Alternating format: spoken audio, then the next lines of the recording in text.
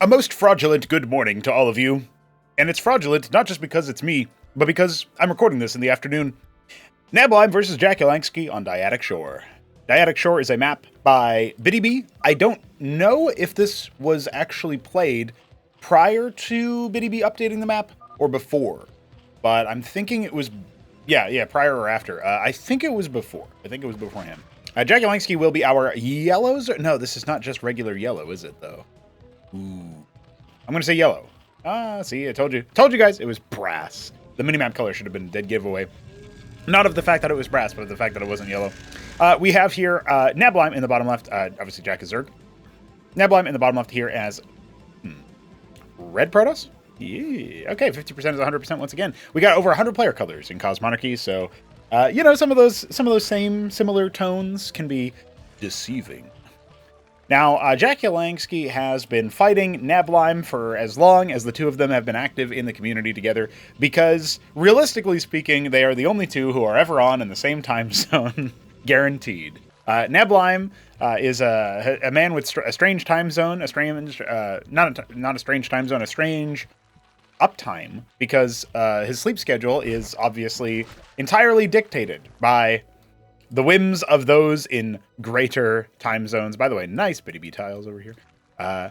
The key details there being that you're talking about a man who's in Australia, but often has to play in like American events and stuff. And so, let's just say he's definitely had to be a goober sometimes with his sleep schedule. And Jack has a more conventional sleep schedule, but still sometimes will ping for games, and he does like his emojis and reactions. And recently, I think for Christmas, he got like a Discord Nitro or something because he's been super reacting more often. Love that for him. Neblime is just being annoying with his scribe, but it's posing no threat. He's got a second gate. His Legionnaire is out, but not moving across the map. And jakulangski has gone for an Ovaleth behind his Quazeth pool. So this is a map that is, the ground distance between your bases is a little bit of a disconcerting maneuver there, because it's not quite what you would expect. They have to go around in the middle here and link back up with the ramps, right? So that is something that's kind of interesting. And so maybe it makes sense to go for the Ovaleth for an early round of like a Quaz spam or something. But it's actually going to be Zeths, and Zeths will lose to the Legionnaires. But the Ovaleth might cause the Legionnaires to step out of bounds to see if they can preempt the drop, right? Now, that's actually not what Neblime is doing here. You can see he's actually going to first answer the Zeths, which do get pulled back and allow the Ovaleth in. So if this Ovaleth did have units, then that would be pretty scary, because Neblime would definitely end up losing a couple of workers. But instead, it's just for scouting, and you see the double gate. And the Legionnaires are not even turning around. They're going straight for the jugular. Looks like they had a bit of a pause moment. And the second Kagrin is here. It will be turned into a circus. We do have a pair of Zets out, a couple of Quas coming out. Remember, there's no +1 or +2 weapon range on the cliff. It's only +1.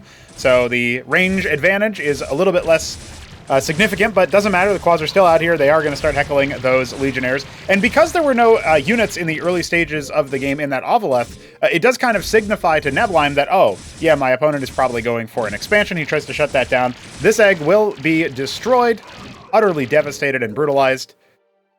That was one pair of Zeths, I believe, that will never see the light of day. Nexus nearly complete for Neblime. Jakulangski has had to switch into unit production instead of worker production, so he's a little bit slow to saturate. That means that the Nexus over here, with the Warden already set up, I love the Ovaleth and the reinforcement path here, watching it's just pure Legionnaire. It's pretty good, actually. Pretty good tactic. Obviously, as you can see, there is a side ramp there that currently Neblime is not going to be using, but he was thinking about it, I think. And the third base already up and running here for Jakulangski, or at least on the way, I should say. So yeah, definitely something to watch out for. Very interesting stuff so far. The lattice coming out, a second lattice coming out. Yeah, I think when you see this much of a committal into pool, you can keep your Legionnaire count high or whatever if you want to, but you're gonna switch into idols and force the opponent to frontline with a couple of additional things here and there. It just occurred to me, Legionnaires obviously Neblime has been using them to great effect in this game, and definitely have been spamming them. But Zealots received an HP buff, right? So why not Legionnaires too? Why not plus plus 15 HP on the Legionnaire to compensate for like the plus Was it 20 or 30 that the Zealot received? I think it was 20. Maybe it's only plus 10 HP on the Legionnaire. You know, just to keep them good. Just to keep them feeling good. That being said, who knows what's really going to happen.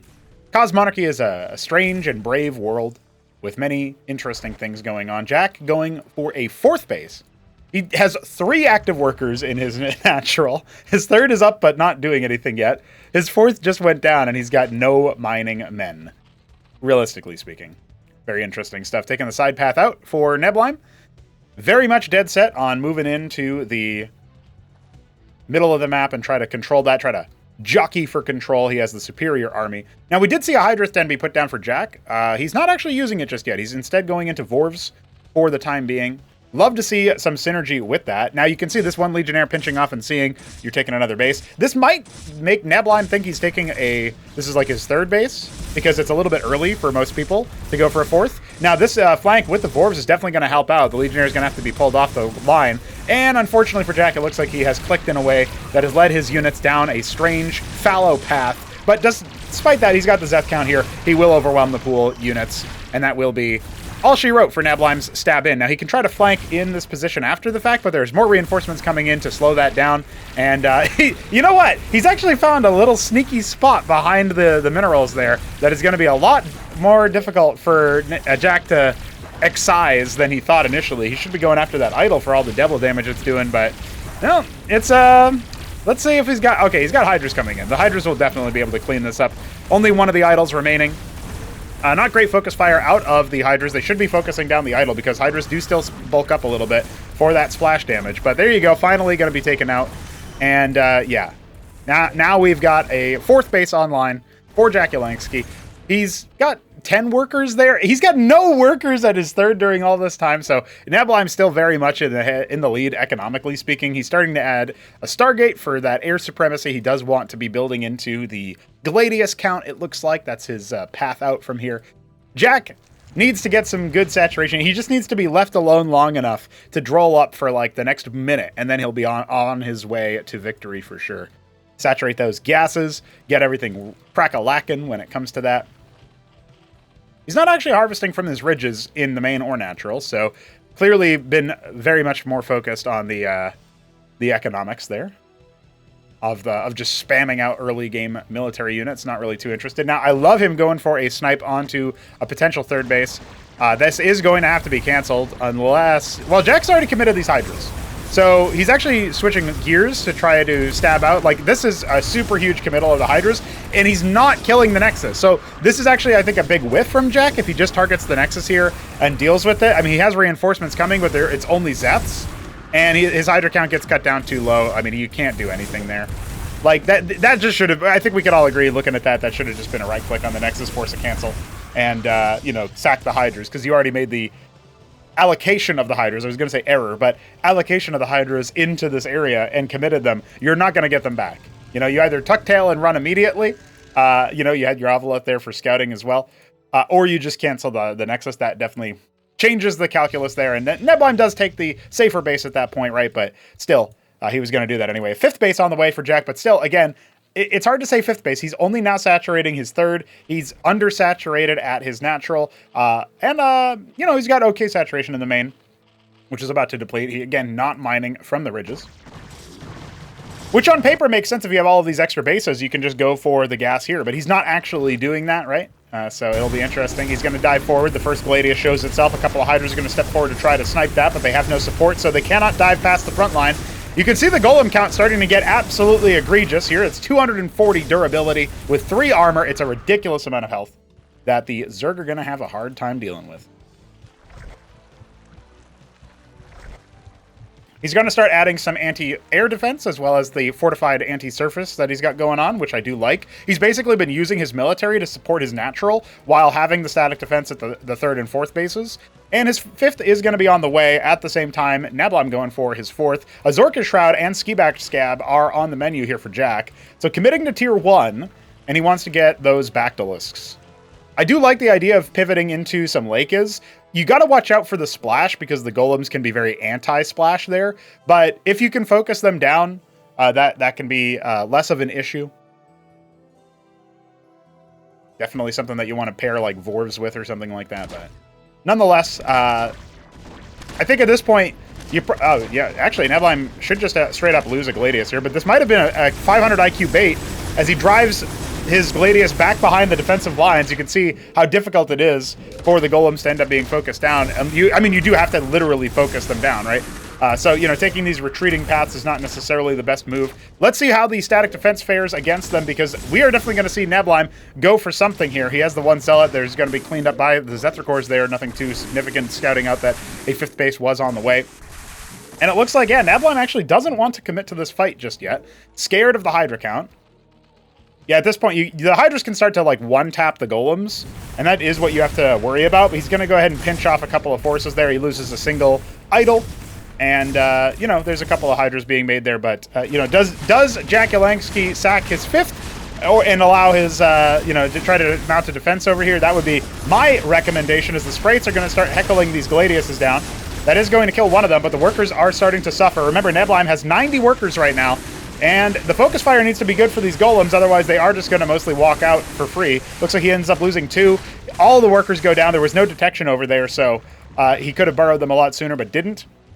And he does pinch off a couple of Hydras to save the other base. I guess that's okay. That's like, you know, a little bit of a silver lining to this situation, because behind this, Neblime has started to add a second Stargate, a prostration stage. He is online with his production and just needs to rally some workers into that 4th base to confirm his economic advantage over his opponent.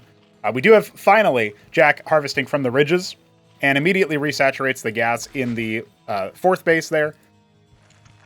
4th base for here, this does have double gas, right? This is one of the main reasons why you actually want to snipe that as the Zerg when you're afforded the option.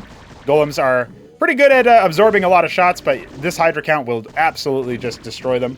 So you got to watch out for that. You can see, you know, Neblime is leading Jack's forces on a wild goose chase, and it's kind of working in the sense that it's delaying Jack's giant Hydra ball from moving into the more vulnerable areas of the map for Neblime. But I don't know if it really matters too much for Jack. He is going for an Irolaris. I guess he doesn't have too many other reinforcements in any good positions here. Static defense okay in the key locations. He's starting to separate out his 5th base there as well. This run-by shouldn't be able to do too much, although admittedly there's, you know, potential with the Golems, you know, constantly bleeding shields. I guess if they were tier 2 static defenses, I'd give them more of a chance, but yeah, actually this run-by is going to be the sort of crowbar that opens this place up. These 2 Sprites are still going to help out, and the workers, they just need to burrow as the Hydras come in to force out some of these Gladiuses. There you go. One of them going down. Only losing a couple of workers. Not too bad here. Obviously some mining time lost. Now, meanwhile, this force comes back from the east to strike down this 5th base at the same time that Neblime goes to take his own 5th. So definitely a pretty big move here, because he will be able to pick this Hatcheros. Yeah, as the Hydras come on in, they step forward alongside the Zoryus. They're trying to pick apart the Gladiuses, and or the Golems rather, and there you go. The Striders and the Idols eventually finish the job onto that hatch. Couple Zoryus definitely helping out over here. The Rilla Rokors on death, they explode into an ensnary goop. I don't know if that'll be something that we, you know, continue on. We've talked about maybe moving that to the Nathracor or something. Gosvaleths are out now. By the way, I'm surprised neither player has used this, but there are these triple gas bases in the top right and the bottom right of this map, and they are air islands very far away, which basically makes this map impossible when you're fighting Terran, since they can just Talos it up. But, you know, maybe there will be some counters that people discover over time. Now, one such counter could definitely be the Gladius count here of Mr. Neblime. We have a loaded production tab here with gas capping. He's capping 5 gas at once. We've got the Nest coming here as well as the Mutat Spire. And so we are going... Oh, the Alkag Eteth was also made, so Jack just spending down a lot of his money. Neblime trying to absolutely get his you know, economy online by getting that 5th base. And his force is going to be confronted by Hydralisks. This Pariah staying alive for a very long time. It did get plus 100 HP recently. Where is the focus fire from Jakulangski? He's only got Hydras here, really. It looks like it might be enough as the Zoryus come out to ensnare those Golems, reduce their combat efficacy. The Gladiuses are still counting up pretty high. I think there's like 10 of them now. And look at that! We've got ourselves a Clarion, baby! I haven't seen a Clarion in ages. Needs to get its own, shields situated there as it falls back from the army, but goddamn did that distribute a lot of the shields there. The Protoss units barely felt a thing. Thanks, Clarion. Static defense starting to set up here. A lot of idle workers at the third base for Jack as he grabs himself some convolusks. Remember what I said about Rilla Rokors, like they do create that ensnare effect on death. Well, if you're throwing them at your opponent's army, you're basically perma ensnaring them. One of the key reasons why it's probably not likely to stay as it is right now, because yeah, that's a pretty hard thing to play around when it comes to counterplay. It's a 6-range unit, so, pretty significant there. Now, a lot more static defense coming online here in this position, and a 6th base coming online, actually for both players right now. Strider guarding the 7th. Neblime's moving his scribe over, it looks like, just in the middle of nowhere. Okay, I was wondering what's up with that. A little bit of an Air Force over here. These are Tier 1 static defense structures as opposed to Tier 2, so they are going to have a harder time dealing with that. The convolusks are here to potentially put brood spawn on the middle of the water, aka, I think they still do technically spawn, but maybe not. I can't remember if we updated it, because they would obviously just time out and do nothing. Just like struggle to swim. Classic move. Just spawning just to drown. More static defenses up online over at that 12 o'clock position there for jakulangski. You can see the static defense have come online at 6 o'clock as well. Like, it's a heavy investment into those bases to stop run-bys and such. And now we've got the spear tits on the way. It looks like not a crazy amount of saturation on the gases over here, but that's okay. You get like 80 to 90% efficiency gas-wise. And now we're finally going to have somebody using the gas over here. Isn't that funny? Now, the spear tits are coming online, but they're a little bit too slow, it feels like.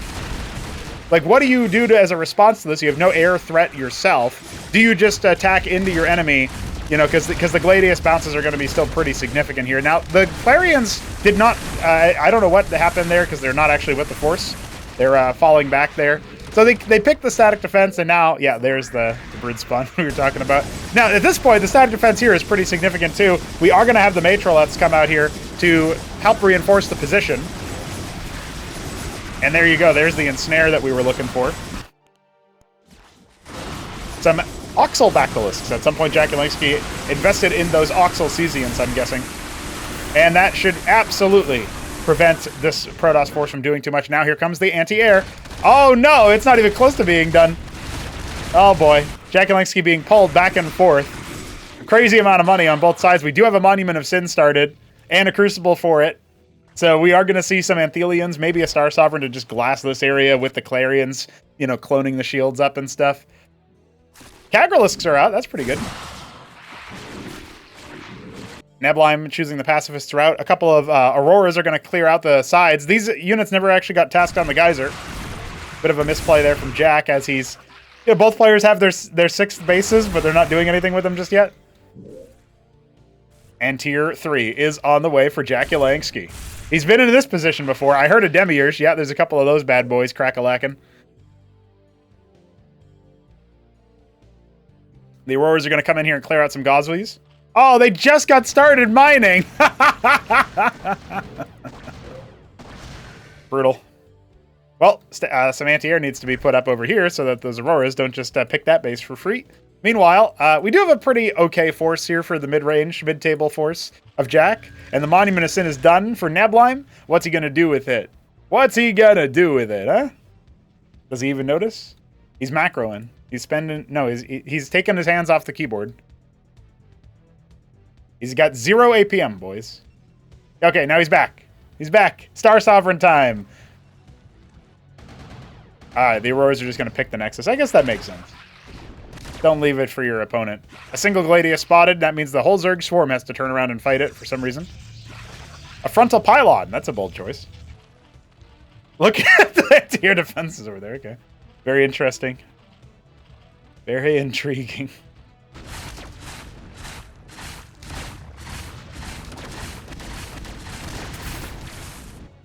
Alright, so the Gozolith has spotted a Clarion moving around. It's spotted the army in general. And it looks like Neblime is going to have to deal with that. He's got a war on multiple fronts here, as the Basilisks are going to descend upon that Gladius count, absolutely ruining them. There's a lot of Exemplars here. The Clarion's struggling to shield the units off on the western flank as the east starts to wrap back around instead of trying to flank out where Jack was. I'm pretty sure I just heard a Demiurge die, but I could have been wrong about that. I don't know, there's still 2 of them over here, so maybe not. All right, the Clarion's going to shield everything in this army. You can tell based on the shields just popping absolutely endlessly. But are they being broken through? No, it doesn't look like it. I mean, the Convolisks are going to slow this assault quite a bit for the time being. And the Clarions, they're being A-moved in. Oh, Neblime has not done a best of jobs doing that. Suddenly, his force will start to falter. The non-stop Bactylisks just shelling the Protoss army. But the Star Sovereign has arrived. There might not be any Clarions, but the Star Sovereign has arrived. And look at that, a frontal matrix as well. It's like putting a shield battery down. The Matrix Rush for shield battery, hello. Star Sovereign still looming in the backdrop here as jakulangski attempting to make a pretty powerful stand. He's got his tier 3 on the way, the Tosvril Haunt on the way, a Demiurge off to the side. That's kind of a dangerous place for it to be. He's going to go ahead and go for the glassing, and as he does so, he is going to eliminate a significant portion. You saw the infestation try to be done over there. Ah, the Demiurge. The Demiurge just died. An awful death. But you know what? That's the fate of profane things. Now, Neblime is going to take his ground army and march along, sauntering over to this lightly defended little cluster in the top right. And that will be an unfortunate loss. The 1 o'clock position, not going to hold over here. He's got a number of Hydras, but, you know, this many Vagrants alone would deal with it, let alone the front line. Now here comes the Star Sovereign moving in to that very important 11 o'clock. He's going to go ahead and glass things. I think he won't actually get this Hatrosk in the top left. Oh, he is going to get it. Yeah, he will end up getting it. That is significant. Where are the air units? He's making some Excitralisks, which are great units, don't get me wrong, but I think he might need something a little bit longer range. 6 pairs of Sovroleths on the way. That's not a bad shout, but yeah, you're gonna need, he wants to take it for himself. That's what the Matroliths are there for. One of them goes down, not exactly ideal. Now he's gonna step forward and see if he can overwhelm it. The Matrolith needs to get on that if that's what he wants to do with Infested. It doesn't look like it will. Oh, maybe it will. He takes it at the last second. He infests it. Great job from jakulangski to take his own Star Sovereign. Maybe he can go ahead and exact penance, but he's losing everything. The whole wall's crumbling in upon him. And now his last bastion, full of nothing but anti-air defenses, contested by ground. Here come the Sovroleths. We're at 12 of them. Neblime, do you have it in you to clear it out? It looks like, oh my god! Yes, okay, he keeps the Demiurge there. He's stolen some Zerg with his Demiurge, and now an infested Star Sovereign has been tyrannized. I can't believe it. We've missed all the action over here in the meantime. This Demiurge going to be brought down, focused down, courtesy of those Sovroleths. Another Star Sovereign here, but I don't know if the Matrolith survived. It did. It's over there, off in the distance. But the Sovroleths are a little bit busy. There's the glassing going. Oh, he just eliminated a bunch of his own units there. That might have been a little bit of a bold mistake there, shall we say. But that's not where most of the ground army is even coming from. They're kind of skirting along with the rally point, trying to clear this position out. Remember, jakulangski on 2 base, depleted economy, not ideal. And the Sovroleths are not able to finish the job onto that Star Sovereign. It will not become a Star Sovroleth. And look at this, the infested, tyrannized Star Sovereign is moving into the main base. That needs to be focused on immediately. And look at that, he does swing in with his Matrolith, with his Sovroleths. He needs to finish the job and do exactly what he had done before. And you can see Neblime trying to get out of there. I don't know if it's going to be enough. He needs to lead it with them. Okay, there you go. He's stolen it back. They've just played back and forth with the Star Sovereign. It's a hot potato. Now, as much as that's very entertaining to see, and as much as it's cool to see that, you know, the Protoss has Zerg now, let's be real here, boys. I don't see how jakulangski could possibly, you know, survive from this position. Actually, his saturation's been so, like, low, below the grade, I guess you could say, that he's not quite depleted in his natural just yet. But his main is, his worker count is 26 to Neblime's 186. That's a 160 worker disadvantage.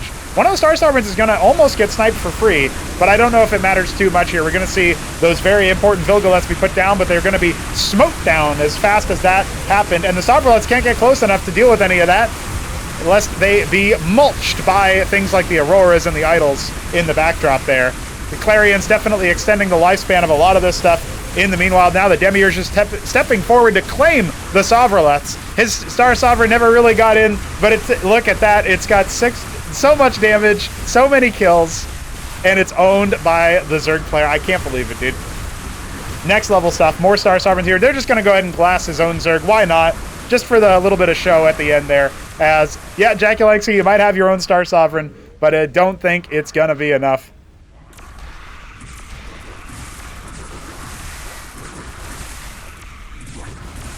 He's trying. He's holding on.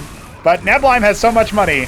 And now the infested Star Sovereign will be dealt with at long last, set free from its curse, along with that pariah at the very tail end of things. A lot of Matrolets, but no combat units left. jakulangski, my friend, you have held on valiantly and put on quite the show versus Neblime, as you often do. But that, my friends, is the end of the game. GG's all around. We got some good fodder for that. Clip fodder. Got some nice interactions there. The Clarions, dude. The Clarions finally showing up. That's very hype. I kind of want to... Like, we've had a lot of Star Sovereign action in the thumbnail game and in the titles and stuff. But, like... I can't not put the infested stuff in there, but I just want you guys to know that a close second for the thumbnail would have been the presence of a Clarion to begin with. I just think that would have been so cool to see in the thumbnail. You guys will have to find out by actually watching the video, so thanks for doing that. And remember, you can donate to Cosmonarchy development to make it even more epic, to add even more better graphics to the game and such like that,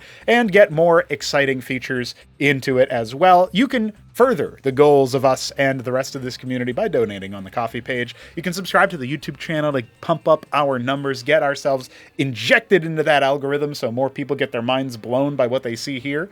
And I will see you guys very soon for more Cosmonarchy action. GG.